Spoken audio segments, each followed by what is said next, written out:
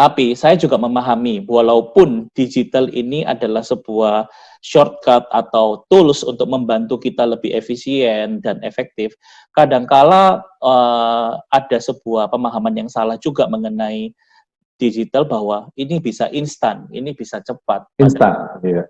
Segala sesuatunya juga butuh proses. Proses, Walaupun yes. itu digital. Karena kenapa butuh proses? Karena ya seperti Pak Riki katakan, semua juga pakai senjata yang sama. Correct. Jadi intinya kita Jack ngomong begini, saya teringat satu orang penyanyi yang baru saja dipanggil Tuhan ya, Mas Didi Kempot.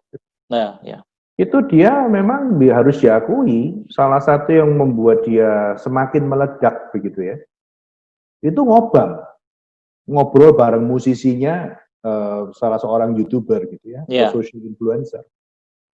Tapi harus diingat loh, dia dulu tuh ngamen. Dari satu warung ke warung lain, dengan PD-nya bawain lagu sendiri yang orang bingung ini lagu apa gitu. Ini menurut ceritanya almarhum ya. Dan disitulah saya melihat ini loh kombinasi yang bagus gitu. Ada hal yang kita nggak boleh robah, kerja keras, stay truthful to your passion gitu ya. Dan dia tidak merubah, tapi tidak juga nutup mata terhadap YouTuber, terhadap itu loh yang membuat dia akhirnya luar biasa ini orang itu. Dan dia berangkat dari satu konsep yang sederhana aja, yaitu patah hati itu bisa dijogetkan gitu loh. Itu wow gitu ya, ternyata bisa ambiar ya. Lagu yang jatuh cinta itu kalah dengan lagu orang yang bertahan ketika dikhianati gitu. Yes. Dan itu dia stay ini toh, dia apa betul Bapak juga ngalami? Iya, dia dulu ngalami. Iya, benar sekali. So, itu mungkin satu ilustrasi yang bisa pas ya, bahwa betul tadi Jack katakan nggak instan. Saya bisa bayangkan dia ditolak ya. Dari mana, dari apa namanya, orang-orang yang terus tinggal di satu tempat kos yang kecil sekali, ceritanya itu melas banget. Makan itu ngutang, Jack. Iya. Makan tuh ngutang gitu. Tapi ya dia persisten, lalu ya seperti yang kita lihat terakhir ini, mengharukan sekali ya. Donasi konser apa namanya, dari rumah yang dilakukan dan sebagainya. Tapi itu contoh gitu loh. Bagaimana dua-duanya mesti ada gitu. Iya, saya setuju. Jadi memang selain skill komunikasi dengan data, kita ada satu hal lagi yang bisa dikatakan adalah memanage ekspektasi orang tua atau generasi senior. Ya, supaya mereka tidak berharap terlalu, maksudnya jangan sampai mereka dibawa ke awang-awang, ya. Tapi memang harus ditunjukkan secara bertahap. Ini ada prosesnya juga seperti itu. Baik. Masih di dalam mindset, sekarang dari sisi orang tua nih, dari sisi yang senior, melihat, oke deh, misalnya ya udah saya mesti mau berubah, saya mau menyesuaikan diri. Tetapi bagaimana saya bisa, tanda kutip, 100% percaya, iya. Atau mulai melangkah, mengambil resiko untuk mendelegasikan kepada anaknya atau the next one.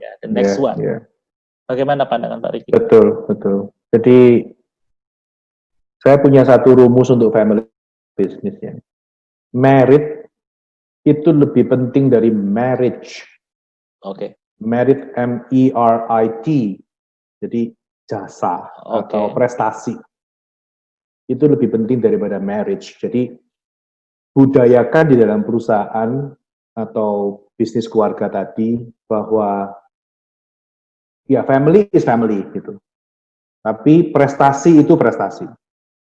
Karena memang yang selama ini terjadi, Jack, itu bisa ekstrim yang berbeda ya. Yang pertama tentu saja yang tadi saya katakan, kalau bukan keluarga sudah deh, mau sehebat apapun, mau sebesar apapun deal yang lu bawa gitu ya, tetap tidak akan dipromosikan karena memang ya sorry, kau bukan marga yang punya kan gitu ya. Iya. Tapi di sisi lain bisa terjadi gini, saya demi supaya objektif, saya sengaja tidak pilih anak saya. Supaya tidak terkesan kok milih anak sendiri. Iya. Menurut saya itu juga keliru gitu.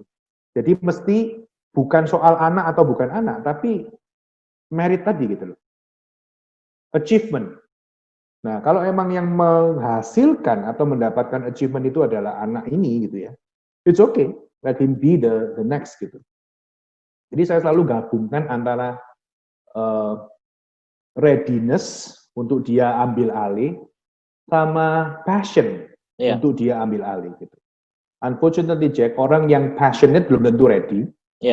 Orang yang ready belum tentu passion gitu. Jadi kalau yang pertama itu berarti berkali-kali ditanya, kamu seneng bisnis ini? Seneng gitu ya, passion Pak, memang di sini gitu. Tapi kesiapannya dia lemah gitu Mas Ian, belum matang, emosional. Kalau ngerjain apa-apa itu nggak bisa diimbangkan antara yang mikro dan yang makro gitu ya, cenderung sempit atau cuma yang gede-gede tok gitu ya, atau yang tadi itu gitu, ready sih, matang gitu ya, tapi passionnya bukan bisnis itu. Bagi saya kalau dua ini udah ketemu Jack, let he be the one. Tapi ya itu tadi dari awal kita bilang this business is not mine gitu loh. Ini kita agak spiritual dikit ya. Kalau papa mamanya bisa memaknai this business is our Lord's business misalnya gitu ya. Ini punyanya Tuhan loh. Jadi papa juga tidak boleh pilih pemimpin yang akan mengacaukan gitu loh. Meskipun itu anak sendiri gitu ya, nggak boleh gitu. Jadi itu ditanamkan dari awal. Makanya dari awal saya katakan maknanya berbisnis ini mesti jelas dulu. Sehingga tidak ada satupun pihak yang merasa entitled. I am the son, gitu ya. Mau aku kerja rajin atau tidak, I am the son, gitu. Nah, itu yang mental anak sulung, gitu ya. Bukan, mental anak bungsu yang pertama, gitu ya. Jadi itu apa ya? Sesuatu yang ya itu juga masalah pendidikan sih dari awalnya, gitu. Kalau emang dia tidak siap, tidak passion, ya he's not the one gitu. Itu yang biasanya saya jadikan alat ukur ya, whether the second generation is ready to take the torch atau enggak. Saya melihat contoh-contoh untuk menggarisbawahi sebuah topik ini ya, isu ini adalah mengenai peran orang tua untuk mengkader anaknya. Memang bisa berbagai macam cara. Salah satunya yang saya saksikan sendiri juga dari pengalaman klien saya adalah anaknya itu tidak langsung dimasukkan di top manajemen, tetapi dimasukkan dari bawah, belajar pada staf-staf yang sudah ada. Nah, dari sana anaknya sudah mengerti sistemnya, mengerti lapangan, baru kalau memang performanya bagus, dinaikkan ke top manajemen. Seperti itu. Apakah mungkin ada peran-peran yang lain yang bisa dilakukan selain itu, Pak? Dari si orang tua. Iya, memang dari awal ya kita nggak bisa juga mengharapkan anak itu ready and passionate tanpa sejak kecil kita didik. Ini yang mungkin kadang-kadang terabaikan dengan segala hormat pada opa-opa atau oma-oma generasi-generasi awal. Ya mungkin juga karena kerja terlalu keras ya. Sehingga memperlakukan anak itu tidak semestinya, either terlalu keras atau terlalu lembut gitu ya. Kalau terlalu keras anak ini jadi anxious, jadi tegang menghadapi setiap kali ada bisnis gitu, lalu menjadi pasif karena takut salah misalnya gitu. Kalau terlalu lembut manja dia, yang tadi yang saya katakan. Jadi investasi, kalau boleh saya sebut sebagai investment, itu bukan investasi, itu our obligation ya, mendidik anak dari kecil untuk tahu panggilannya, untuk tahu hidupnya ke depan untuk apa, dan kalau berani mengambil alih bisnis ini risikonya apa, itu mesti dididik dari kecil. Pendidikan itu without a doubt goes without saying gitu. Tapi ya selain itu ketika sudah agak besar, memang kadang-kadang orang tua mesti apa ya, rada legowo ya istilahnya orang Surabaya. Kalau memang anak itu memang nggak di situ bidangnya gitu loh. Bisa bukannya bukannya dia kurang ajar, bukannya dia nggak peduli. It's just not his gitu loh. Memang bukan gitu. Nah, bagi saya fine line-nya selalu adalah apakah dia sudah meyakini itu sebagai pimpinan dari yang di atas gitu. Kalau sampai dia mengatakan sorry Pak, I have to be a teacher. That's my calling gitu. Lalu kita tahan dia, wah, that's wrong gitu. Nah, tapi ya jadi itu ketika berani membebaskan, kita mesti siap dengan risiko yang bersangkutan akan pilih jalan yang lain gitu. Perlu ujian, Jack. Tadi yang saya katakan ya, jadi apakah betul dia passionate gitu. Dan ketika ada something bad yang happen terhadap bisnis keluarga kita ya, sejauh mana dia itu mau pasang badan. Itu satu batu ujian. Saya punya satu, mungkin bukan klien ya, tapi kita kenalan, lalu kita pernah satu panggung dalam sebuah seminar gitu, yang bersangkutan cerita ke saya. Dia bukan marga dari pemilik usaha keluarga itu, tapi ini orang sudah dianggap seperti one of the brothers. Jadi bisnis keluarga itu dimiliki 5 bersaudara laki-laki begitu ya. Jadi bayangkan ini CEO ini punya 5 bos gitu. Dan dia sangat dipercaya. Kenapa? Karena salah satunya adalah ketika perusahaan ini for whatever reason mengalami penurunan gitu ya. Dan karena perusahaan ini udah TBK, yang tiap hari menghadapi pertanyaan sinis dari entah kreditur, wartawan, itu CEO ini gitu. Jadi akhirnya dia mendapatkan posisi yang terhormat begitu dan menarik gitu ya, karena dia begitu dedicated-nya kepada bisnis ini. Ketika terjadi permasalahan misalnya ya, jadi dia quote unquote diserang oleh kakak kedua begitu ya. Yeah. Surprisingly, kakak pertama sama adik ketiga itu belain dia gitu, jadi dia diem. Ketika performanya dia dipertanyakan. Jadi ini membukakan mata kita gitu ya, bahwa orang yang nggak sedarah dengan kita, itu sometimes bisa lebih paham semangat dari bisnis ini itu untuk apa gitu. Yeah. Dibandingkan mereka-mereka yang mungkin sedarah, tapi ya itu tadi, unfortunately, semangatnya nggak dapet gitu ya. Lalu ya entitled, istilah orang barat itu ya, entitled itu merasa layak untuk, dapetin apa yang. Jadi diuji, Jack, dilihat, kalau krisis dia sikapnya seperti apa. Yeah. Kalau dia ada idenya ditolak, dia bersikap seperti itu, mesti diamatin terus gitu. Yeah. Selain yang tadi ya, sejak kecil dididik dengan baik-baik. Iya. Yeah. Kalau ngomong passion ya, sama dengan ketika generasi junior mempresentasikan mengenai kemajuan teknologi kepada orang tua dengan baik. Sebenarnya peran orang tua juga bisa mempresentasikan bisnisnya ke anaknya ya, bahwa ini loh yang papa kerjakan, ini loh yang membuat papa ini passionate sama bisnis. Jadi anak itu dari kecil mungkin ya, seperti kata Pak Riki, dibuat jatuh cinta sama bisnis tersebut, sehingga tidak kaget-kagetan waktu dewasa anaknya tidak tertarik melihat yang lain dan terjadilah konflik. Ya. Yeah. Jadi mungkin yang kadang saya sesalkan, orang tuanya berharap itu jadi. Iya. Jadi kan dia merasa udah kerja keras tuh ya, yes. Hari memberi quote unquote memberi contoh ya, yeah. Tapi nggak pernah berkomunikasi. Yeah. Lalu ketika nih anak lulus sarjana ekonomi atau mungkin Master of Business Administration gitu ya, udah disekolahin sampai Amerika mungkin, silakan mimpin, bingung dia, nggak tahu, terus nggak connect, sudah gitu mungkin koleganya papanya yang sama-sama seumur papanya ini memandang ini siapa ya, ini kan dulu yang kecil baby itu, tiba-tiba sekarang saya memimpin rapat, wah, betul tadi Jack katakan, nggak ada yang instan gitu loh. Grooming seorang calon itu juga betul Jack katakan, from very beginning, ketika dia udah mulai bisa diajak mikir gitu, betul diarahkan. Jadi papa rapat nih, ada yang begini, kalau kamu jadi papa, what will you do? Yes. Nah itu anaknya juga. Kadang-kadang anak itu menarik loh, ketika dia dilibatkan ya Jack ya dengan isunya orang tua ya, dia merasa penting gitu loh. Saya, my opinion matters gitu ya. Nah, semoga ketika ngobrol gitu dia mulai, bisnisnya apa itu ya, seperti yang kamu katakan tadi. Iya. Hook. Yes.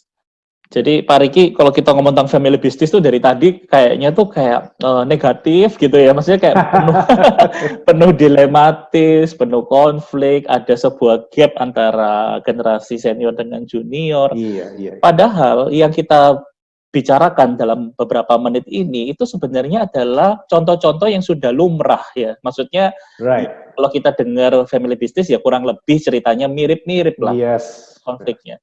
Jadi mungkin supaya konflik itu tidak dilestarikan, sebenarnya kita bisa mengantisipasi Pak ya dengan berbagai macam tips-tips tadi. Baik. 2 pertanyaan terakhir Pak sebelum kita mengakhiri podcast kita kali ini. Terasa ya Jack ya? Iya, asik banget nih Mas ini. Banyak bahan yang bisa dibahas ini ya. Ini ngomong mengenai karakter. ya. Jadi tadi kita ngomong tentang teknis ya, kemampuan, skill. Sebenarnya salah satu solusi atau mungkin bisa jadi satu-satunya solusi untuk mengurangi konflik atau sebuah gap ini ya adalah sisi karakter, yaitu kalau bisa saya katakan saya ambil dari salah satu value-nya UK Petra ya, like itu adalah tentang humility. Wow.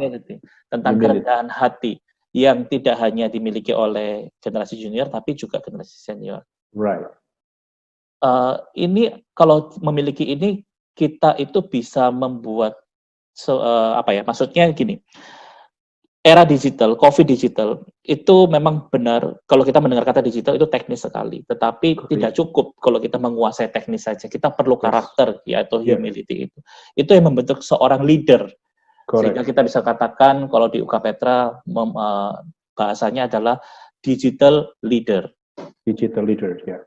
Apa peran digital leader di era COVID digital ini, Pak Riki? Fantastic question-nya. Petra sangat menekankan leadership karena kita melihat itulah yang sangat dibutuhkan bahkan sebelum COVID digital gitu ya. Karena di era digital tuh kayaknya kok orang itu bisa ngomong apa aja gitu ya di internet gitu.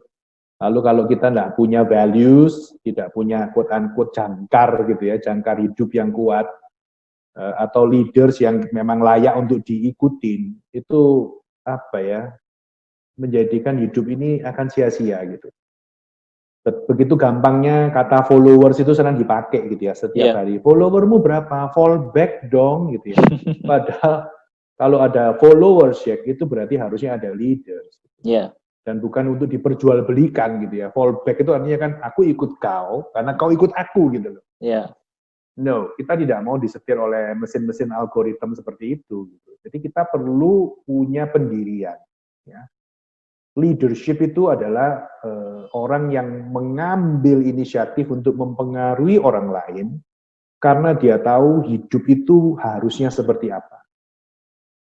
Jadi salah satu ya yang cukup sulit dilakukan untuk anak-anak muda ya. Saya jadi dosen 21, 22 tahun, Jack.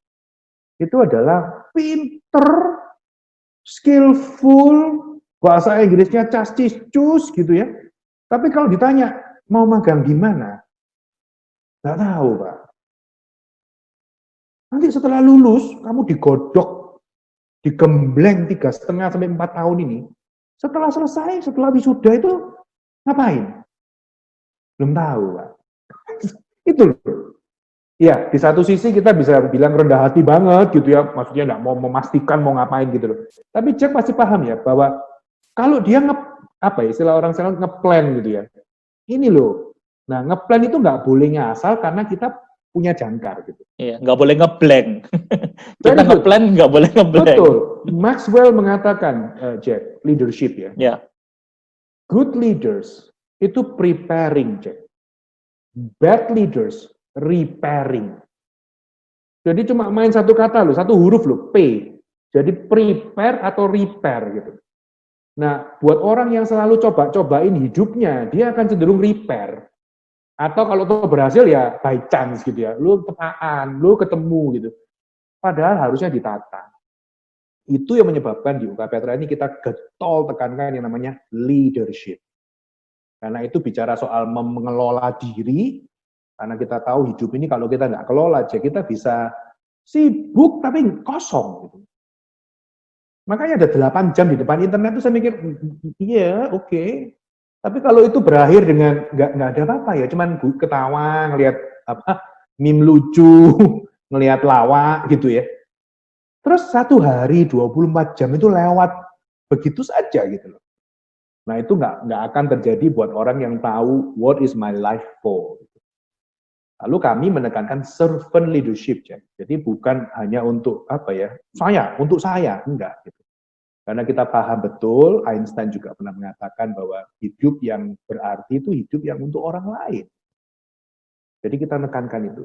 Ini klasik, Jack. Apapun eranya, saya rasa nggak akan berubah, gitu ya. Bahwa leadership is about leading yourself, serving others gitu. Tapi kita combine dengan yang tadi saya katakan digital itu, gitu.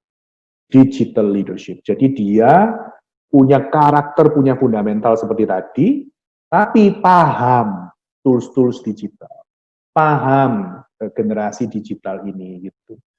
Nah, salah satunya yang selalu kami juga tekankan adalah kalau bikin bisnis itu bisnis yang membentuk jaringan. Nah, ini di era family business sekarang itu sangat penting gitu. Karena ya kalau enggak family business itu bisa katakan tadi fading away. Lalu di era ini kalau nggak ada jejaring yang bagus ya, anggotanya itu cenderung akan mau lari sendiri-sendiri. Karena di era kita sekarang ini era kalau bahasa gampangnya tuh eranya orang nyambi. Gitu ya. Ya kerja full time tapi punya YouTube. Iya, multitasking. Iya, ini ada satu dosen baru ngupload di sosial medianya, baru gajian dari YouTube katanya. Oh, Dosen. luar biasa. Iya, itu ya. Nah, tapi ya itu tadi kalau ini nggak dikelola untuk suatu purpose yang bagus dalam sebuah organisasi family business yang bermakna gitu, ya akhirnya ya tidak menjadi apa-apa gitu. Yes. So digital leaders itu perlu karena dia akan mengarahkan deh. Di tengah lautan informasi, ya lautan data ini. Dia tahu, oh ini emas, ini sampah, ini nggak pakai, ini harus diambil gitu. Ya. Lalu dari situ dia mencapai tujuan hidupnya gitu. Apa-apa yang dia emang dipanggil. Dan sekali lagi ya, panggilan hidup bukan berarti jadi dokter, jadi yang profesi-profesi mulia itu gitu. Ya. Kita buka toko roti, kita punya resto, kita punya kafe. Kalau kita kerjakan itu sebagai this is my calling gitu. Ya. Dan di zaman ini saya harus jangkau dengan cara-cara digital tadi, wah, saya membayangkan kuliah itu betul-betul exciting gitu. Karena tiap hari kita menata diri kan, nyiapin, oh ini saya hari ini belajar ini untuk apa, saya belajar ini untuk apa, kaitannya dengan sehari-hari seperti apa. Omongan dosen bisa dicek langsung. Yes. Jadi exciting banget lah menjadi seorang digital leader. Nah, supaya ya tadi family-nya ini terarah sekaligus modern, stay relevan tadi gitu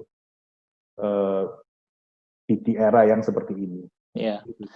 Pertanyaan pamungkas Pak, bisa nggak dari hasil diskusi kita sudah memaparkan problemnya, fenomenanya, konflik-konfliknya ya, drama-dramanya, lalu perubahan-perubahan dari setiap masa. Bisa nggak kita katakan bahwa digital leadership ini adalah sebuah missing puzzle yang akan jadi pelengkap dari dua generasi ini? The answer is yes.